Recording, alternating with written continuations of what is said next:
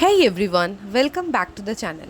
In this quick tutorial, I am going to show you how to use Read Aloud feature in the Microsoft Word, a super helpful tool for proofreading your document.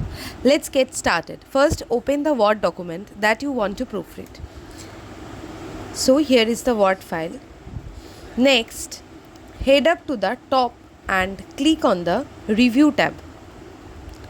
Now, look for the Read Aloud button. You will find it toward the right hand side of the toolbar. Go Please ahead use the table and below as click your on cover it. sheet for the first page of the submission. The sheet should be before the cover/title page As of you your can submission. see, Word Program. starts reading the text Master of out Science loud while Management. highlighting each word. Module name. This makes it easier to Customer catch spelling Experience errors, Strategy. awkward phrasing, or Schedule term. anything that doesn't Student sound Reference quite right. Number, SRN. The Read Aloud Report tool is especially /assignment. used if you are editing long documents or want to hear how your writing sounds.